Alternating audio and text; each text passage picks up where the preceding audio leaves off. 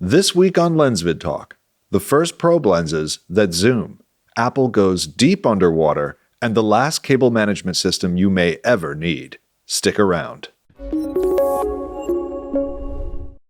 Hello, everybody.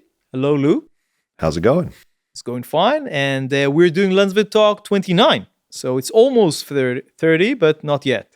But we will record the 30 today as well. This is being recorded in late January 2025. So it's the first LensVid Talk in 2025. And we actually accumulated quite a bit of topics. I wanted to do it earlier in the month, basically, but there weren't too many announcements in January. We're in the doldrums of tech developments. No, I'm thinking that next month is going to be a little bit more interesting. There is a photo show in Japan, CP Plus in Japan in February.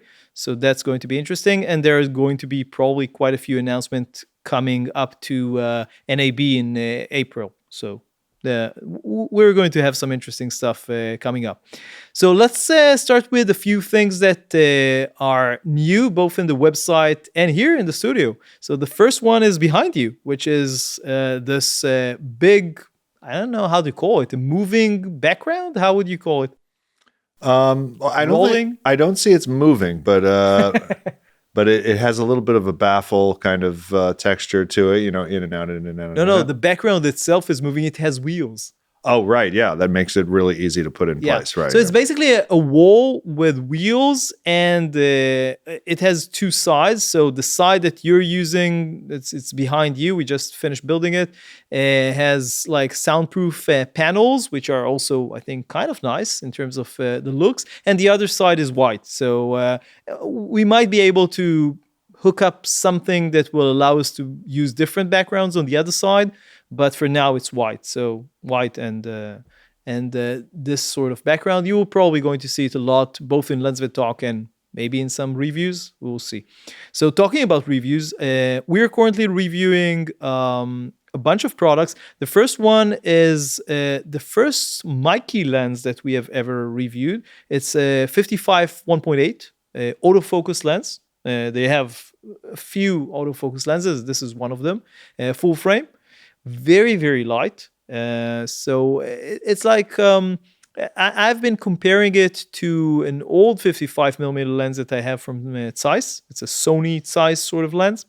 The Meike is really nice. It's light. It's the build quality is pretty good for it's featherweight. It's incredibly light. You held it. It weighs nothing. Actually, we're shooting with it as a fourth angle. So we have one angle on you, one on me, and one of both of us. And I want to test the autofocus. So we're doing an autofocus live test for this one, shooting me. Obviously, the angle, the two lenses that we're shooting with, like the regular ones, are 85 on you, 85 on me, and the 20mm on both of us. So the 55 is probably going to look a little bit wider like this or something like that from my side. But it's just for testing, so it's going to be interesting. And the review should be up probably a little after this thing is going to be on, so in a week or something like that. I still need to shoot some. The review itself is done. I've finished testing and writing the review,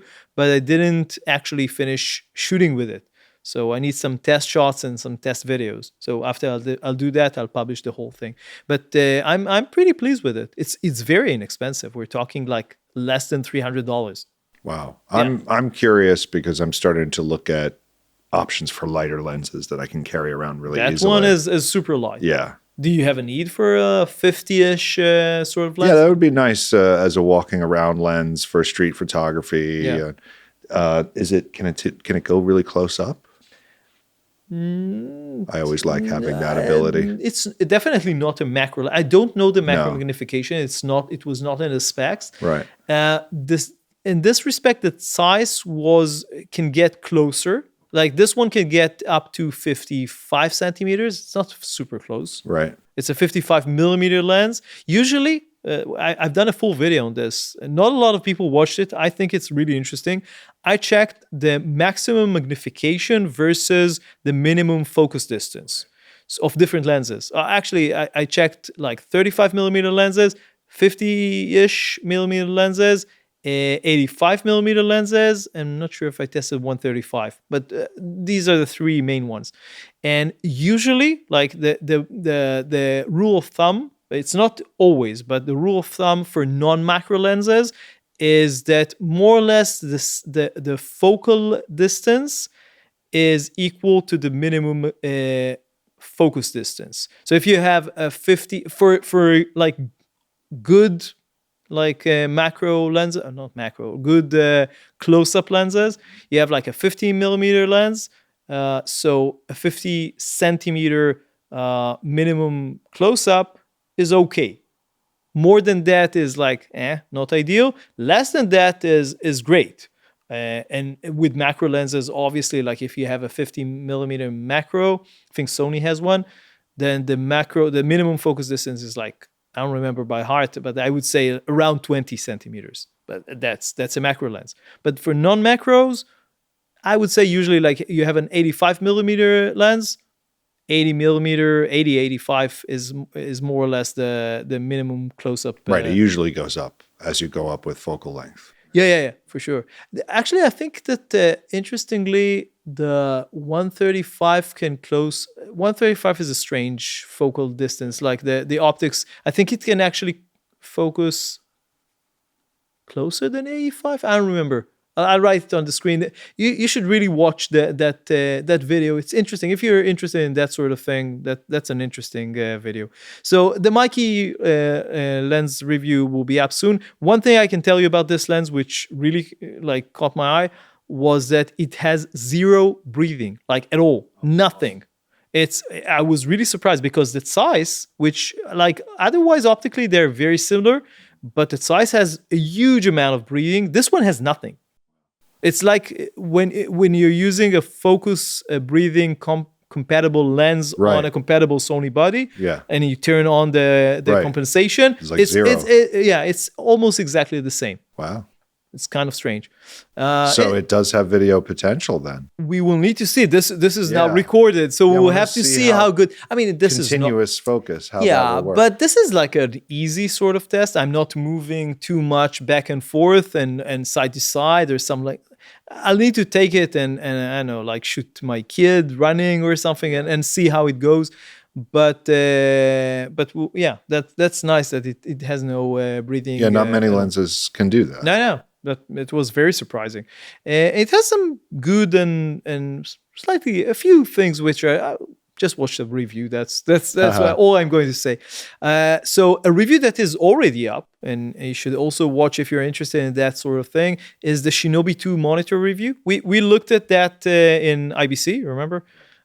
So I like that review, that monitor actually, and the review I think is kind of nice.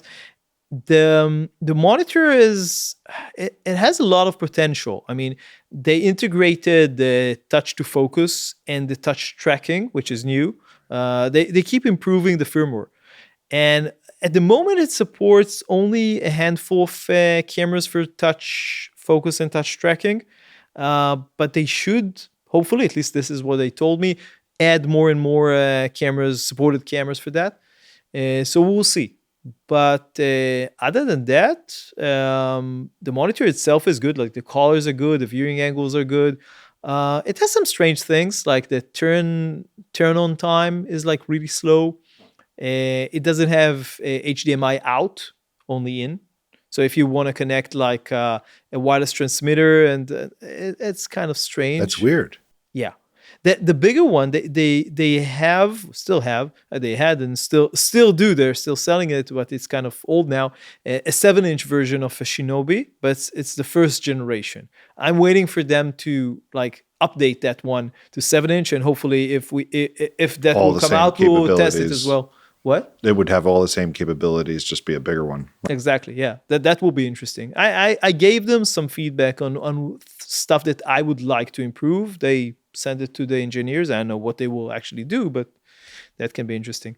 Okay, let's talk about some news. There weren't any like huge announcements, not too many cameras. We have one camera, I think, in this list, but most of the stuff is like, I would say, smaller things, but still a few interesting ones.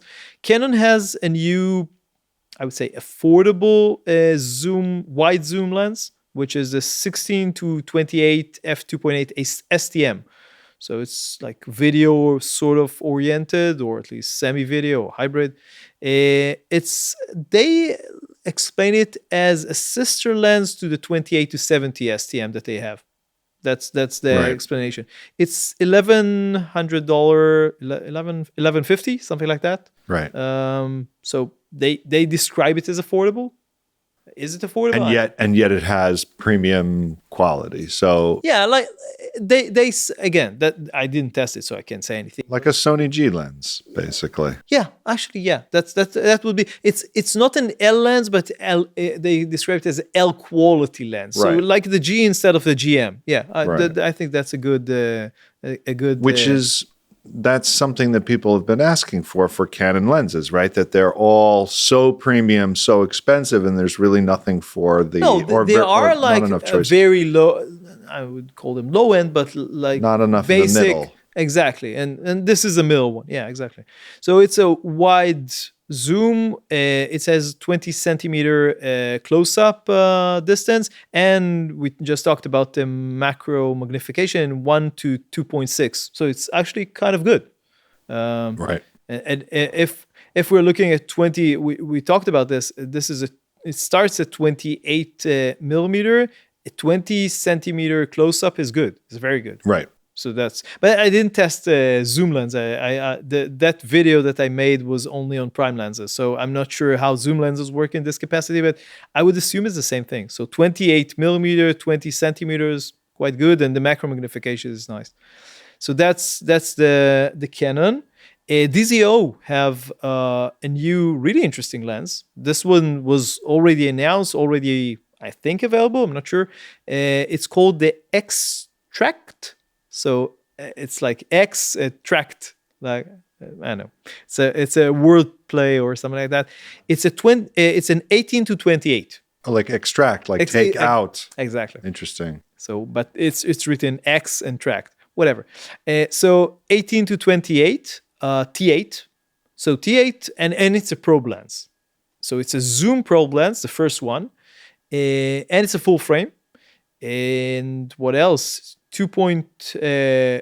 Constant aperture. Yeah, no, but I'm thinking I wrote 2.1 magnification. I'm not sure what I meant.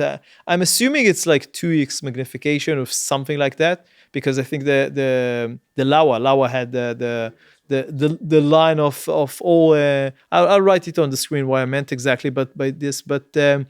I think it's a 2-to-1 magnification or something close to 2-to-1. So if you have like a 3 centimeter object, the maximum magnification will be like 6 centimeter on the frame, basically like that. So it's a really you can get really close to things. And Media Division, our friends from Media Division, which we interviewed a couple of years ago, they already released a teaser, but they didn't release a full review. I'm really looking forward to that review. If it's up by the time that we have this then I'll have the link to the video, but I'll definitely have the link to the teaser. Very good pyrotechnics in that teaser. He is an amazing guy. The guy who runs the Media Division. Really, you should watch this. Even if you're not interested in the lens, it's so much fun. So that's one. And the answer to this by Laowa. Now, some people comment on this that they said, how come Laowa announced the more or less the same lens, or sort of at the same day that the DZO announced that I don't know the answer, but I would assume that what happened was that Laowa was also developing their version of a zoom probe lens at the same time. And they were not really ready with it. They were still working on it. But when the DZO came up with their product, they said, we can't allow the competition to have their own announcement and people buying it without us, announcing that we are going to release something. It's so unique. Anyone who's interested will go ahead and get that, and then they won't. Yeah, exactly. They won't want to get. So I'm assuming that they basically like announce they made their announcement prior to when they were supposed to or planning to do it, and they announced like, we're working on something. It will be released on Q2 of 2025. We don't have pricing. And what we do have, well, it's again sort of a 2x zoom. So we're not sure. I'm not sure what's the exact focal length is going to be. No, it's 15 millimeter, I think. So probably 15 to 30, something like that. It's wider than the DZO one. So that's nice if this is something that you're looking for. And it's going to have like 3 types of versions. I think so one is direct, so straight. There's a 360, right? Other one. No, the other one is a periscope thing, right, and a 35 millimeter angled version. No, not 360. Neither of them have 360. Not as far as I know. No. Okay. That could be interesting. A periscope 360. Okay, you came up with a new product. I was confused also. No, but that will be an interesting product. Huh. Laowa, DZO, if you're listening, you know that Lou had an interesting concept. That's actually, that will be, I'm thinking about that will be super cool, because if you can go into things 360, that's interesting. Okay. So anyway, Laowa zoom probe, Q2, 2x zoom, 3 types, 15 millimeter, no pricing and no exact availability at the moment. And we have a camera announcement, and this is from Leica. So this is an SL3S. So the SL3 was announced, I'm not sure when, I'll write it on the screen, but probably at least a year ago, maybe 2 years, whatever. But the S version, the new version that they announced earlier this month, is a 24 megapixel. So it has a lower resolution sensor than the original one. But do you remember the resolution of the original one? No. I think it's 30 or over 30, something like that. Maybe more. But this one goes up to 30 frames per second. Huh. So it's basically, it can shoot as fast as the A1. So that's the Sony A1. So that's nice. It's basically the fastest Leica ever. Again, not too difficult. Leica is usually not a very fast. They don't have a lot of fast cameras. The 30 is in electronic shutter mode, but that's true for the Sony A1 as well. So it's not surprising. It has 6K video, which is cool. IP54, so you can take it. I was going to ask about that. What? I don't think I remember seeing A camera with an IP. Yeah. There My are A7 IV water didn't have- resistant cameras, but usually they don't use the IP standard. Right. Using the IP standards means that you have to invest quite a bit in like testing it and getting the approval of the IP standard, whatever. Right. Leica has the money means to or do the that. exactly. It's not that Sony doesn't have the means, but it will cost them a lot and make the camera more expensive. Right. While Leica cameras are already that expensive, so it Right. doesn't. It's not that important. Now the only thing, it only has a tilt screen, so I know it's not. Are earlier Leica models also open gate, because this one is open gate? Oh, really? Yeah. I'm not sure. I thought that was interesting because they're so focused on photography, right? Well, they went slightly into the video world, but the attraction is Yeah. the photographic experience, like a more authentic or old-fashioned photographic very experience. tactile, very yeah. So maybe now there will be people who want to have that flexibility, but also want to have that experience and the Leica brand. So maybe it's appealing to a new audience. That's possible. They, from what I understand, I understood from like reading some stuff about this camera, they're promoting this to like maybe photojournalists. Right. So that could be interesting. Again, 30 frames per second. It's good for like walking around camera, shooting stuff.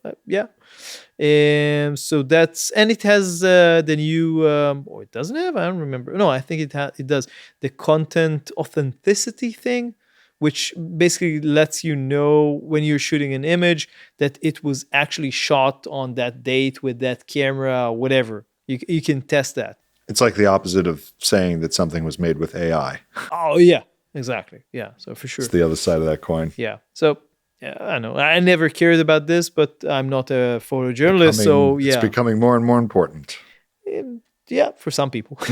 Right. Okay, so that's the Leica SL3S. I'll write the pricing on the screen. I don't remember it by heart. Sony has a firmware update. Now, I'm not usually not. I'm not referring to any firmware update, but this one is interesting because it's for both the A1, the original one, the A1II, and the A9 Mark III. Now, for me, the biggest thing about this update, each one got something different in this update, but the A1 got something which is really important and kind of surprising, which is the focus bracketing, which currently only existed, I think, on the A7R5, which we used a lot. We have the A7R5, and we use the focus bracketing in a lot of studio shots. You mean from the factory, it had that built in, right? Yeah. Because the A7 IV got it in an update, but it didn't originally have it. The A7 IV got it? Yes. I didn't remember that. Okay. Yeah. I need to check it on the A7. Although I think there's a one slight difference with the update on the A1, which is that you can change the subject or like where it's actually focusing at the same time along the way. I don't think that I have this on the A7R5. I'll test it. I didn't. I have the A1 and the A7R5, so I'll probably download it and test it. And if I have something to say, maybe in a future LensVid Talk, I'll mention this. It's focus bracketing with an automatic focus position shift. Or shift position. I need to see how this works. That's interesting. Yeah. The one thing that I would really want Sony to do is add an in-camera bracketing result. Right, they would do it all for you. There are some brands, maybe Olympus or somebody else, who has autofocus bracketing with the resulting image in camera. Yeah. Now with this, you need to take all the images, import them into whatever, Photoshop or any other like focus bracketing software, right? And compose like it takes a lot of time, by the way. Yep, with 50 megapixel frames, if you shoot like 15 images, it can take a few minutes to do the whole thing. Now, I don't have a problem waiting. What I have a problem with is when I'm shooting, I don't know that the image actually came out fine. Right. And I would really want to be able to see some kind of preview. Exactly. So at the very least, do a JPEG. I would really like a RAW. And I would probably do it in the like playback menu. So it's not like automatically because it will block your camera for a long time. So I would, if people... So you can opt to have it calculate the image. Yeah, and then you can... If you can continue shooting at that time, that's great. If not, then you wait a few minutes and look at how it came out. So I think it will be great. I'm not sure if the camera has maybe the A1II has the capacity, like the processing power to do this. I don't know, but that will be great, Sony, if you can add it. Hollyland has a new small mic. It's called the Lark M2. Now M2S. M2S? Are you sure? I believe they added an S to it. S? I don't know. Yeah. I'll write it on the screen. But regardless, we did a test. Actually, Art. We had Art here in the studio. Yeah, because that was the M2, and so this is the M2S, the new one. The new mic has a very different like design. We tested the first version of it. Yeah. Oh, Art actually tested it. This one is 24-bit instead of, I think, 16-bit for the original one. Yeah, I don't know. It has 24-hour battery, so that's like really long one. As far as I can tell, it has no onboard recording. So because maybe the mic is so small, there is no place to put I don't know. That's my guess. Yeah. And the thing that I really liked about this, and we're supposed to get this for review, I think that you're going to play around with it, is that the part that you have on the front is really small. Like the mic itself is really small. We are using the Ceremonic Ultra as a backup microphone for the Shure SM7DB that we're using to record this talk, and it's kind of big. Like, I mean, for us now, it's not a problem. But if you're recording someone and you don't want the mic so big and on their clothing, then that could be actually a good solution. This looks like a cufflink. Yeah, it looks really nice. I like the design. We'll have to see how it sounds, and I'm not sure if it has or doesn't have a noise reduction. We'll have to see, but it's fairly inexpensive, and again, it's another option on the market. We have, well, not we, Apple has a new movie. I didn't watch it, but it's basically an 8K 3D movie. Submerged, yeah. Exactly. For the, what's they call the... Vision Pro. Exactly. So they shot it on I'm assuming a mock version of they built a fake submarine, yeah. Exactly, from World War II. Mm-hmm. And they shot it. They released a behind the scenes video, which if you're interested, you should go watch it. We will have a short part on the screen and a link to it in the description and in LensVid Talk and LensVid the LensVid website.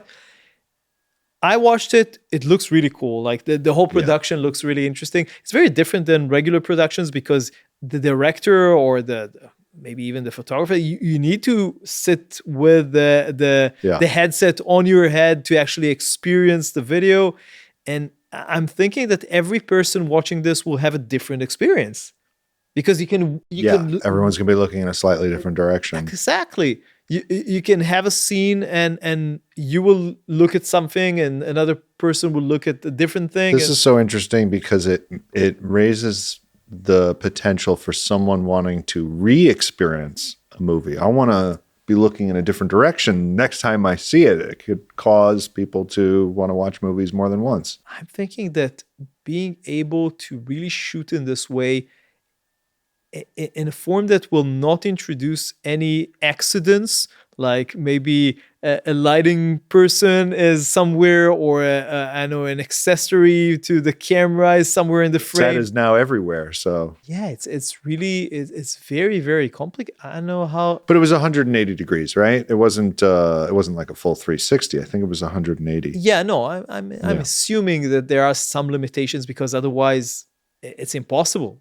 I know it's a very complicated process to shoot, but we'll have to see if these things will catch on. I'm not sure, but I take that back. I don't know if it was 180. I'm not sure either. But it looked like it was looking forward. But the question is, can you look sideways or right? Oh, I remember them saying peripheral vision. So I think it's 180, and you can kind of look. Yeah. To the left and right. Yeah. And by the way, it's not in our list, but basically Samsung has a new I think it demonstrated a new headset which is similar to the Apple one. So it's not ready yet. So I'm not sure what the capabilities are going to be, but it's based on Android, and Android, like Google made the whole interface, and it's maybe this will be the first one that's actually affordable. I'm assuming that Samsung is not going to release a $5,000 headset. No. It's not what they do. That's not what they Apple do. For sure, but Samsung no. But it's not ready. So again, I can't comment on it or how good it is. I think that I saw some videos about it, but just a prototype or whatever. Westcott has two flashes. So FJ400 II and a very powerful one, an FJ800. I don't have much to say about them aside from the fact that I never had a chance to actually use the Westcott flashes. We usually the flashes we use a system, so we use the Godox ones, but they look very capable, and I like the color screen. I think that Godox also made some color screens on their new ones. It's nice, the color interface. Oh, the touch screen. I'm not sure if it's touch. Yeah, it is. Maybe. Yeah, it is. Okay, so yeah, that's kind of nice. Yeah. I mean, I don't know if it's necessary, but it's cool. But that's for people who are using the Westcott. Now you have the 800 option, so that's pretty cool. So that's that. I'll write the pricing. I think it's already available on the screen as well. We are still waiting, by the way, for Westcott, hopefully, to get they have the boom, their mini boom system. Hopefully we can get it at some point later this year and do a review. I really like that. That's not the one that comes right off the camera, is it? No. Oh, okay. I'm talking I've been about seeing that. a boom for lights. Okay. That you can hang, Gotcha. lights overhead. We have something similar from Cambo, but it has some limitations, which I find pretty annoying. So that's the Westcott FJ400 II and FJ800.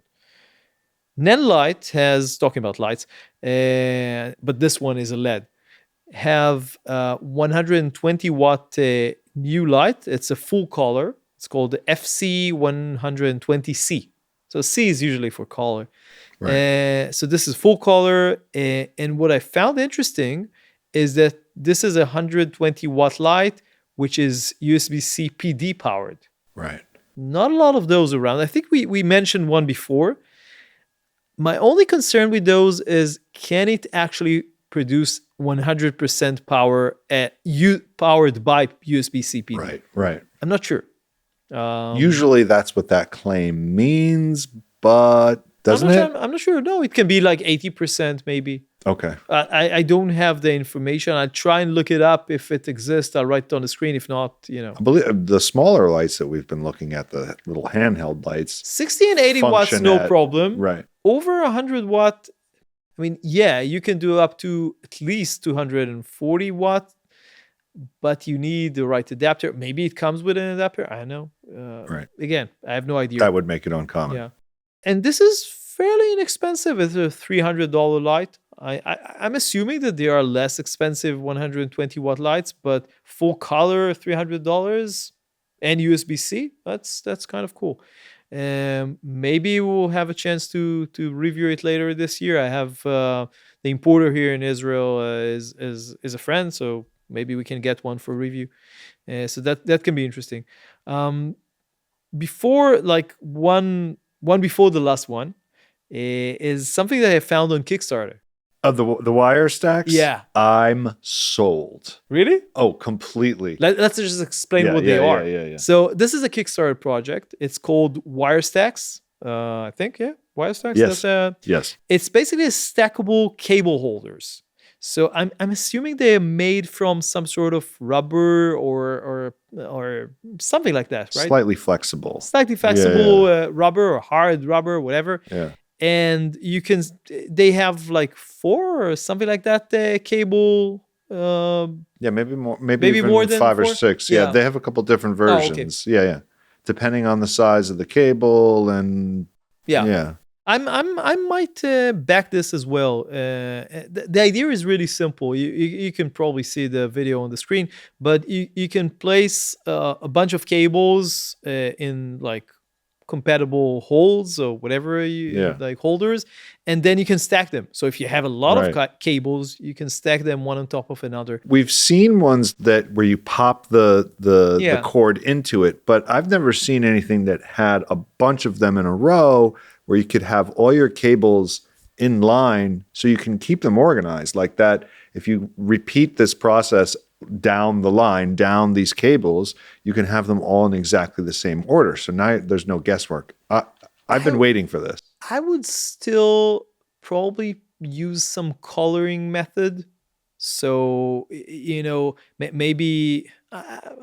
I won't say too much. Maybe I'll have some ideas of my own too. I'm naturally messy, and I think this is going to be the complete solution for me. I have some ideas we're developing some products. Actually, we have some products that are, I wouldn't say on the way, but are getting close to being ready for 2025.